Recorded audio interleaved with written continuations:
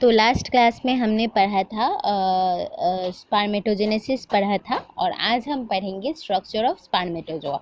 यानी आज हम फंक्शनल मैच्योर मेल गैमेट जो कि होता है स्पर्म, उसका फुल स्ट्रक्चर देखेंगे। ठीक है, तो स्पर्म का जो स्ट्रक्चर होता है वो मेनली 4 रीजियंस में बटा हुआ होता है। ठीक है, पहला रीजियन हो गया हेड, दूसरा रीजियन हो गया नेक जो कि बहुत छोटा रीजियन होता है, तीसरा रीजियन हो गया मिडिल पीस, और चौथा रीजियन हो गया टेल। ठीक है, तो अब हम इन चारों पार्ट्स के बारे में, स्पर्म के इन चारों पार्ट्स के बारे में डिटेल्ड डिस्कशन करेंगे। ठीक है, तो ये जो फिगर है इसमें हम ये है फिगर हमारे कंप्लीट स्पर्म का। ठीक है, तो जैसे कि लेफ्ट हैंड साइड में हमें देखने को मिलेगा कि हमारा जो स्पर्म है वो टोटल 4 रीजियन में कंसिस्ट हुआ है। ठीक है, पहले रीजियन को हम बोलते हैं हेड रीजियन। ठीक है, दूसरा रीजियन हो गया नेक, तीसरा हो गया मिडिल पीस, और चौथा हो गया टेल रीजियन। ठीक है, जो कि सबसे लंबा रीजियन ऑफ स्पर्म है।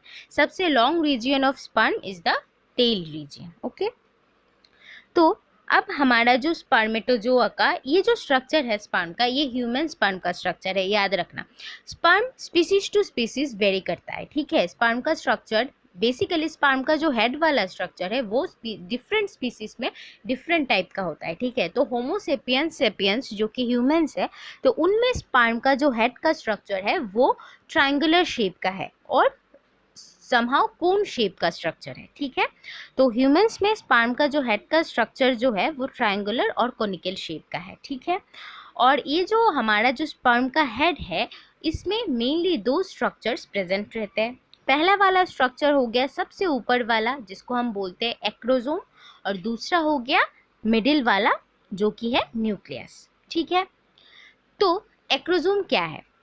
एक्रोजोम एक कैप लाइक स्ट्रक्चर है जो एकदम anterior end of sperm head में प्रेजेंट रहता है। ठीक है, एक्रोजोम एक कैप लाइक स्ट्रक्चर है जो स्पर्म के हेड के एकदम एंटीरियर पार्ट में, एंटीरियर एंड में प्रेजेंट होता है। ठीक है, और इस एक्रोजोम को कौन बनाता है?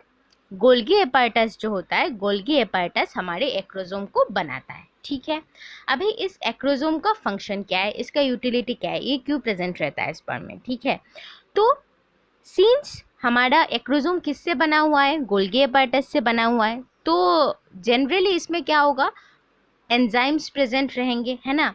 तो हमारा जो एक्रोजोम जो है उसमें भी कुछ कुछ प्रोटीएजेस एंजाइम प्रेजेंट रहते हैं। ठीक है, प्रोटीएज एंजाइम मीन्स वो प्रोटीन को हाइड्रोलाइज कर देते हैं, है ना, यही तो है प्रोटीएज एंजाइम।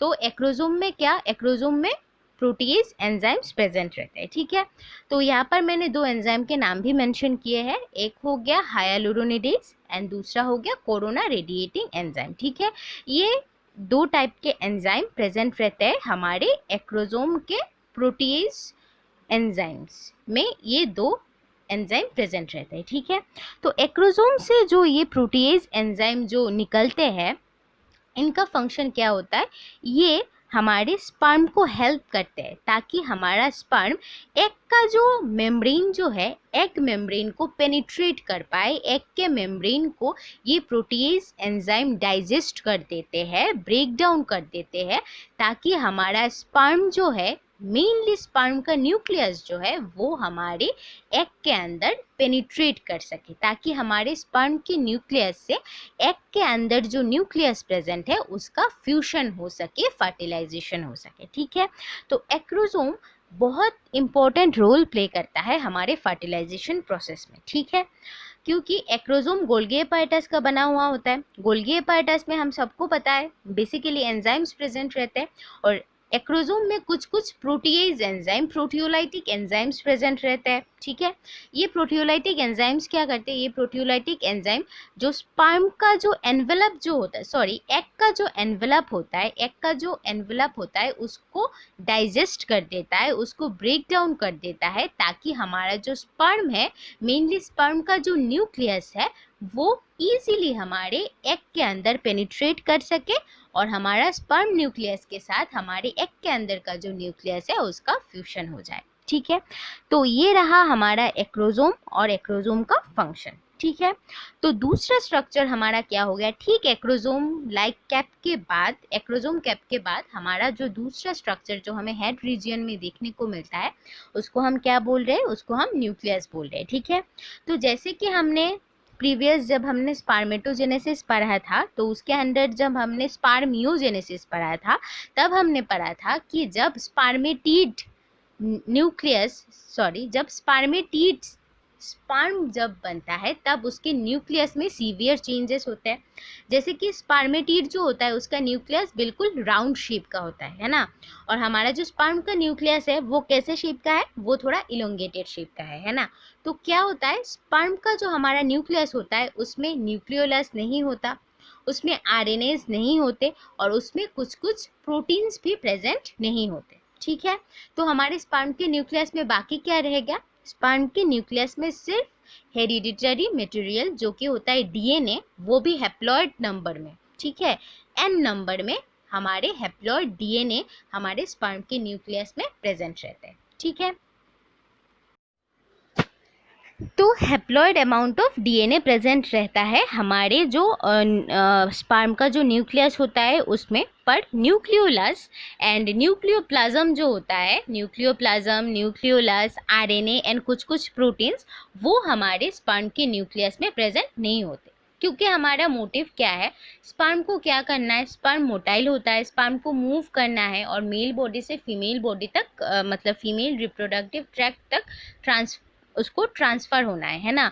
तो हमें पता है कि जो लोग ज़्यादा थिन होते हैं, मतलब जिनका वेट कम होता है, वो लोग भाग सकते हैं ज़्यादा तेज़ी से, है ना, और जो लोग थोड़े मोटे होते हैं, जो हेल्दी होते हैं, उनको भागने में प्रॉब्लम होता है। तो इसलिए स्पर्म क्या करता है, स्पर्म अपने न्यूक्लियस के अंदर का सारा जो फ्लूइड कंटेंट है, सारा जो हैवी कंटेंट है, जैसे कि न्यूक्लियोप्लाज्म हैवी हो गया, न्यूक्लियोलस भी हैवी है, प्रोटीन का भी वेट होता है, आरएनए का भी वेट होता है, तो वो क्या करता है, न्यूक्लियस अपने अंदर का जो सारा वेटी कंटेंट जो है, जो उसका वेट बढ़ा देता है, भागने में तकलीफ देता है, उन सारे कंटेंट को अपने अंदर से घटा देता है ताकि वो पतला हो जाए, थिन हो जाए और उसको भागने में क्या हो, उसको भागने में इजी हो, उसको अपने मोबिलिटी मतलब मोबाइल मूवमेंट करने में हमारे स्पर्म को हेल्प हो, इसलिए। ठीक है। तो ये हो गया हमारा स्पर्म का हेड रीजियन का कंप्लीट। तो अब जो सेकेंड रीजियन ऑफ स्पर्म होगा वो है नेक रीजियन। ठीक है। तो अगेन हमने स्पर्मियोजेनेसिस में पढ़ा था कि हमारा जो स्पर्म जो होता है, फंक्शनल स्पर्म जो होता है, उसमें दो तरीके के सेंट्रियोल्स प्रेजेंट रहते हैं। ठीक है। एक सेंट्रियोल हो गया प्रोक्सिमल सेंट्रियोल, जो ठीक न्यूक्लियस के नीचे प्रेजेंट रहता है। ठीक है। और हमारा जो प्रोक्सिमल सेंट्रियोल जो है, ठीक उसके पीछे और एक सेंट्रियोल प्रेजेंट रहता है जिसको हम डिस्टल सेंट्रियोल बोलते हैं। ठीक है। तो हमारा जो स्पर्म का नेक रीजियन होता है, उस नेक रीजियन में प्रोक्सिमल एंड डिस्टल ये दोनों सेंट्रियोल्स प्रेजेंट रहते हैं। ठीक है। और एक बात, हमारा जो डिस्टल सेंट्रियोल होता है, उस डिस्टल सेंट्रियोल से ही हमारा एक्सियल फिलामेंट जनरेट करता है। तो एक्सियल फिलामेंट क्या है, axial filament are the number of filaments which ultimately leads to the formation of flagellum. With the help of flagellum, the sperm can move from one place to another. ठीक है। तो ये जो axial filament जो होते हैं, जो distal centriole से जनरेट करते हैं, वो क्या करते हैं, वो ही अल्टीमेटली जाके फ्लैजेलम का फॉर्मेशन करता है, और ये जो फ्लैजेलम की हेल्प से ही हमारा स्पर्म क्या कर सकता है, हमारा स्पर्म एक प्लेस से दूसरे जगह पर मूव कर सकता है। ठीक है। तो ये हो गया हमारे नेक का बात। नेक पे सिर्फ याद रखना दो ही सेंट्रियोल प्रेजेंट रहते हैं, सिर्फ दो centriole, proximal centriole and then distal centriole present रहता है। और डिस्टल सेंट्रियोल से क्या होता है, हमारा जो एक्सियल फिलामेंट ऑफ फ्लैजेलम जो होता है स्पर्म का, वो जनरेट करता है। ठीक है। अब आ गया हमारा मिडिल पीस। ठीक है। तो हमारे मिडिल पीस में क्या रहता है, हमारे मिडिल पीस में हमारा जो स्पर्म का जो माइटोकॉन्ड्रिया जो होता है, स्पर्म का माइटोकॉन्ड्रिया, वो प्रेजेंट रहता है। ठीक है। तो क्या होता है, जैसे कि फिगर में दिखाई दे रहा है, हमारा मिडिल पीस में हमारा जो माइटोकॉन्ड्रिया जो होता है, वो क्या करता है, वो हमारे जो एक्सियल फिलामेंट जो होते हैं, एक्सियल फिलामेंट के अराउंड स्पाइरली कॉइल्ड कंडीशन में रहते हैं। ठीक है। और हमारा जो माइटोकॉन्ड्रिया जो होता है जो स्पाइरली देखो कॉइल्ड है फिगर में, उसके चारों ओर कुछ अमाउंट में, बहुत स्मॉल अमाउंट में, हमने पहले भी पढ़ा था, कंडेंस्ड साइटोप्लाज्म भी प्रेजेंट रहता है। ठीक है, तो हमारे मिडिल पार्ट में क्या प्रेजेंट रहेगा? मिडिल पार्ट में हमारा जो माइटोकॉन्ड्रिया जो होता है स्पर्म का, वो क्या होगा? वो एक्सियल फिलामेंट के चारों ओर स्पाइरली कॉइल्ड, स्पाइरल कंडीशन में कॉइल किया हुआ हमको मिलेगा। ठीक है, और माइटोकॉन्ड्रिया के बीच, माइटोकॉन्ड्रिया तो ऐसे स्पाइरली कॉइल्ड है देखो फिगर में, और उसके मतलब साइड में जो खाली जो सफ़ेद जगह है वहाँ पर क्या रहेगा? वहाँ पर थोड़ा थोड़ा कंडेंस्ड साइटोप्लाज्म भी मिडिल पीस में माइटोकॉन्ड्रिया के सराउंडिंग में प्रेजेंट रहेगा। ठीक है, और शायद 2017 में ये क्वेश्चन भी आया था कि स्पर्म में जो माइटोकॉन्ड्रिया मिलता है उसका फंक्शन क्या है। ठीक है, 2017 या 2016 में ऐसा कुछ आया था। ठीक है, तो स्पर्म में जो ये माइटोकॉन्ड्रिया प्रेजेंट है, हम सबको पता है माइटोकॉन्ड्रिया को हम क्या बोलते हैं? Power house of the cell. तो स्पर्म में भी ये सिमिलर फंक्शन कर रहा है। हमारा स्पर्म मूव करता है, तो इसके लिए क्या होता है? इसके लिए स्पर्म को एनर्जी चाहिए होता है बहुत। ठीक है, तो इसलिए क्या करता है? माइटोकॉन्ड्रिया जो होता है वो स्पर्म को क्या करता है? मूवमेंट करने के लिए एनर्जी प्रोवाइड करता है। ठीक है, तो माइटोकॉन्ड्रिया का फंक्शन होता है कि जो स्पर्म की मोबिलिटी के लिए जो स्पर्म को एनर्जी चाहिए, वो कौन सप्लाई करता है स्पर्म को? यही माइटोकॉन्ड्रिया स्पर्म को एनर्जी सप्लाई करती है इसके मूवमेंट के लिए। ठीक है, तो ये गया मिडिल पीस रीजियन। ठीक है, तो मिडिल पीस रीजियन के ठीक नीचे आपको एक सर्कुलर रिंग लाइक स्ट्रक्चर देखने को मिलेगा। ठीक है, तो ये जो सर्कुलर रिंग लाइक जो स्ट्रक्चर है, ये 2 सेंट्रियोल्स का बना हुआ होता है। ठीक है, और इसको हम रिंग सेंट्रियोल भी बोलते हैं। ठीक है, ठीक मिडिल पीस के नीचे, या फिर आप बोल सकते हो मिडिल पीस और टेल रीजियन के जंक्शन में एक रिंग लाइक स्ट्रक्चर देखने को मिलता है, जो कि 2 सेंट्रियोल्स का बना हुआ होता है। ठीक है, 2 सेंट्रियोल्स का बना हुआ होता है,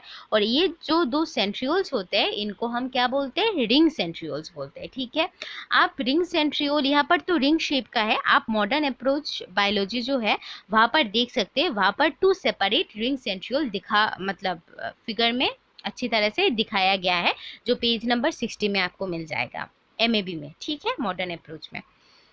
फिर आ जाता है हमारा 4th रीजियन ऑफ स्पर्म, जो कि है टेल रीजियन। तो tail region mainly axial filaments का बना हुआ होता है। ठीक है, और एक्सियल फिलामेंट्स कैसे अरेंज होते हैं स्पर्म में? 9+2 कंडीशन में हमारा जो एक्सियल फिलामेंट है ये स्पर्म के फ्लैजेलम में अरेंज हुआ रहता है। ठीक है, 9+2 कंडीशन में हमारा एक्सियल फिलामेंट अरेंज होकर हमारे स्पर्म का जो टेल रीजियन है, यानी जो फ्लैजेलम होता है, उसको बनाता है। ठीक है, तो जो एक्सियल जो फिलामेंट्स जो होते हैं वो कंपोस्ट किए हुए रहते हैं 9+2 अरेंजमेंट में। ठीक है, तो ये देखो, ये जो सेक्शन है, अगर हम स्पर्म के टेल को ट्रांसवर्सली अगर सेक्शनिंग करेंगे तो ऐसा स्ट्रक्चर हमें देखने को मिलेगा। ठीक है, तो यहाँ पर देखो, यहाँ पर हमें देखने को मिल रहा है कि हमारा जो स्पर्म का एक्सियल फिलामेंट जो है, इसमें आउटर क्या है? आउटर में 9 पेरिफेरल फाइबर्स है, जो ये राउंड राउंड स्ट्रक्चर हमें दिखा रहे हैं, ये 9 है, गिन के देख लेना।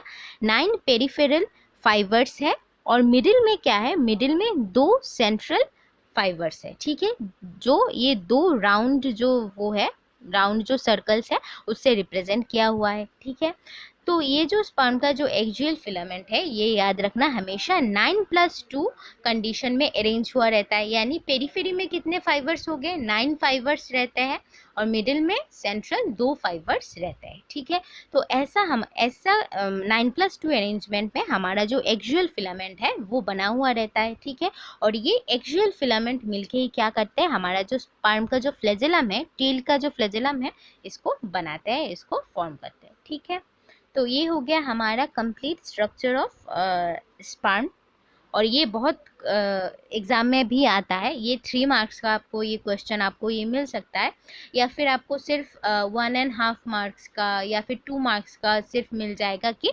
Draw the structure of sperm. तो इसको अच्छे से प्रैक्टिस करना, और स्पर्म का स्ट्रक्चर बहुत सुंदर होना चाहिए, हाँ, नीट और क्लीन होना चाहिए, और इसमें जो लेवलिंग जो होता है वो बिल्कुल करेक्ट होना चाहिए। ठीक है, और यही बस। तो आज जो हम पढ़ेंगे, हमने स्पर्मेटोजेनेसिस पढ़ लिया, पूरा मैच्योर फंक्शनल स्पर्म का स्ट्रक्चर भी पढ़ लिया। तो आज हम क्या पढ़ेंगे, आज हम oogenesis पढ़ेंगे, ठीक है। तो oogenesis भी क्या है, जैसे कि मैंने बोला था, स्पर्मेटोजेनेसिस का दो प्रोसेस होता है, एक मेल्स में और एक फीमेल्स में, ठीक है। तो फीमेल्स में क्या होगा, जब गैमेटोजेनेसिस होगा तब ओवा का प्रोडक्शन होगा, और फीमेल गैमेटोजेनेसिस जो ओवा का प्रोडक्शन होता है वो कहाँ पर होगा, वो ओवरी में होगा, है ना। तो इसीलिए इस प्रोसेस को हम फीमेल में, जब फीमेल गेमेट ओवा का प्रोडक्शन होता है ओवरी में, तब उस प्रोसेस को हम क्या बोलते हैं, oogenesis बोलते हैं, ठीक है। तो जैसा कि आप फिगर में देख रहे हो, ये है transverse section, means TS of ovary, ठीक है। तो इस ओवरी के अंदर जो पहला जो इनर फर्स्ट सेल लाइनिंग जो है, इसको हम जर्मिनल एपिथेलियम बोलते हैं, ठीक है। तो क्या होगा तो ये बात तो मैंने पहले भी जब टीएस ऑफ ओवरी मैंने पढ़ाया था तब बोला था, फिर भी आज मतलब एक बार सिर्फ मतलब अगर कोई भूल गया होगा तो उसको याद दिलाने के लिए ये फिगर में दोबारा दिखा रही हूँ, ठीक है। तो हमारा जो मेन जो oogenesis का जो प्रोसेस है वो मेनली 3 स्टेप में बटा हुआ रहेगा, ठीक है। पहला स्टेप हो गया मैचुरेशन फेज का, दूसरा स्टेप हो गया ग्रोथ फेज का, और तीसरा स्टेप पहला हो गया मल्टीप्लिकेशन फेज, दूसरा हो गया ग्रोथ फेज, और तीसरा हो गया मैचुरेशन फेज, ठीक है। तो एक जो स्ट्राइकिंग जो मतलब डिसिमिलरिटीज है बिटवीन स्पर्मेटोजेनेसिस एंड oogenesis वो है कि स्पर्मेटोजेनेसिस में हमने एक एक्स्ट्रा स्टेप पढ़ा था जो कि था स्पर्मियोजेनेसिस, जो कि था फॉर्मेशन ऑफ स्पर्मेटीड टू स्पर्मेटोजोआ, ठीक है। तो यहाँ पर हम क्या देखते हैं, यहाँ पर हम देख रहे हैं कि ये एक्स्ट्रा स्टेप जो है वो हमारे oogenesis में प्रेजेंट नहीं है, क्योंकि देखो स्पर्मेटिड जो था वो भी क्या था, वो भी मैं पहले बता देती हूँ, हमारा जो एग जो अभी प्रोड्यूस होगा oogenesis के बाद, वो एक राउंड शेप का स्ट्रक्चर है, ठीक है, राउंड शेप का स्ट्रक्चर है, और उसके अंदर राउंडेड न्यूक्लियस भी प्रेजेंट है, ठीक है। पर हमारा स्पर्मेटोजेनेसिस जब हमने पढ़ा था, हमने देखा था कि पहले जो स्पर्म का प्रोडक्शन हुआ था स्पर्मेटोजेनेसिस के दौरान, वो भी एक राउंड शेप का था, और उसके अंदर भी एक राउंडेड न्यूक्लियस था। पर वो स्पर्मेटिड जो राउंड शेप का था, उसने बाद में अपने आप को एक लंबा इलोंगेटेड स्ट्रक्चर जो कि स्पर्म था उसमें कन्वर्ट कर लिया, ठीक है। क्योंकि स्पर्म का फंक्शन ही है कि वो मोटाइल रहे, वो मूव करे, वो मेल रिप्रोडक्टिव ट्रैक्ट से फीमेल रिप्रोडक्टिव ट्रैक्ट तक ट्रैवल करे, और उसके बाद हमारा जो फर्टिलाइजेशन का प्रोसेस है उसको फैसिलिटेट करे, है ना। पर ओवम का ऐसा कोई फंक्शन नहीं है। ओवम क्या होता है, ओवम नॉन मोटाइल ही रहता है, और ओवम फीमेल बॉडी में स्टैटिक कंडीशन में रहता है, ठीक है, वो मूव नहीं करता स्पर्म के जैसे, ठीक है। तो हमारा जो oogenesis है उसका मेन 3 स्टेप्स होगा, multiplication phase, then growth phase and then maturation phase, ठीक है। तो हम पहले स्टेप से आगे बढ़ते हैं।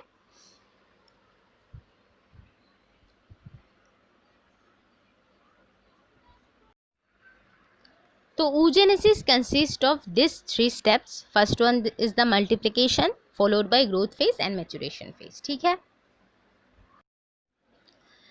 तो पहला स्टेप जो कि है मल्टीप्लिकेशन फेज, इस फिगर में देखो हमने जो देखा था कि ओवरी का जो जर्मिनल एपिथेलियम जो होता है, उस जर्मिनल एपिथेलियम के कुछ सेल्स क्या होते हैं, कुछ सेल्स प्रिमोडियल जर्म सेल्स बन जाते हैं, ठीक है। और प्रिमोडियल जर्म सेल्स बनने के बाद वो धीरे धीरे बड़ा होना, अपना साइज में लार्ज होना स्टार्ट करते हैं, और लार्ज होने के बाद वो कुछ सेल्स जिनको हम प्रिमोडियल जर्म सेल्स बोल रहे हैं, वो क्या करते हैं, वो माइटोटिक डिवीजन करते हैं। एक प्रिमोडियल जर्म सेल माइटोसिस करके पहले 2 प्रिमोडियल जर्म सेल बनाएगा, फिर वो दोनों सेल्स फिर से माइटोटिक डिवीजन करेंगे और 4 सेल्स का फॉर्मेशन करेंगे, ठीक है। तो जो हमारे प्रिमोडियल जर्म सेल ने माइटोसिस करते करते जो फाइनल स्टेज में जो 4 लार्ज सेल्स बनाए हैं, उन 4 लार्ज सेल्स को हम क्या बोलेंगे, oogonia बोलेंगे, या फिर प्लूरल में हम oogonia बोल सकते हैं, या फिर हम एग मदर सेल भी बोल सकते हैं, ठीक है। तो क्या हो गया, मल्टीप्लिकेशन फेज में हमारा जो ओवरी का जर्मिनल एपिथेलियम लाइनिंग है, उस जर्मिनल एपिथेलियम लाइनिंग के कुछ सेल्स क्या करेंगे, प्रिमोडियल जर्म सेल की तरह फंक्शन करेंगे, ठीक है, बिल्कुल सेमिनिफरस ट्यूबल की तरह। कुछ सेल्स प्रिमोडियल जर्म सेल की तरह फंक्शन करेंगे हमारे जर्मिनल एपिथेलियम के, और वो क्या करेंगे, धीरे धीरे अपना साइज इंक्रीज करेंगे, और साइज थोड़ा जब उनका बड़ा हो जाएगा तब क्या होगा, हर एक प्रिमोडियल जर्म सेल अपने आप को माइटोटिक डिवीजन, अपने आप में माइटोटिक डिवीजन करेगा, फिर 2 सेल बनाएगा, वो 2 सेल क्या करेंगे, 4 सेल्स बनाएंगे, और ये जो हमारे थर्ड स्टेप में देखो, ये जो 4 सेल बन गए हमारे एक प्रिमोडियल जर्म सेल से, उन चारों सेल्स को एक साथ हम बोलेंगे ऊगोनिया, जो कि प्लूरल फॉर्म है, सिंगुलर फॉर्म है ऊगोनियम, और उनको हम एक मदर सेल भी बोल सकते हैं, ठीक है। तो मल्टीप्लिकेशन फेज के बाद हमारा ग्रोथ फेज स्टार्ट होगा, ठीक है। तो हमारा ऊगोनियम क्या करेगा, ऊगोनियम अब ग्रोथ फेज में एंटर कर गया है, ठीक है।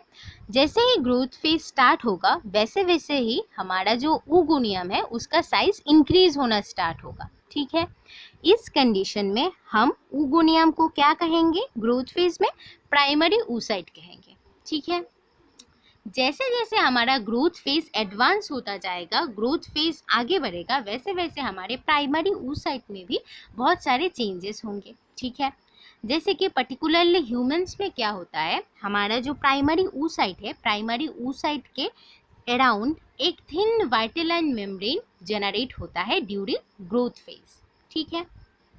फिर क्या होता है, हमारे प्राइमरी oocyte के अंदर का जो क्रोमोसोम जो है वो वैसे तो लीनियर रहता है, पर जैसे ही ग्रोथ फेज एडवांस होना स्टार्ट होता है, वो जो लीनियर जो क्रोमोसोम है, वो लीनियर क्रोमोसोम में कुछ लूप लाइक स्ट्रक्चर डेवलप करना स्टार्ट करते हैं, ठीक है।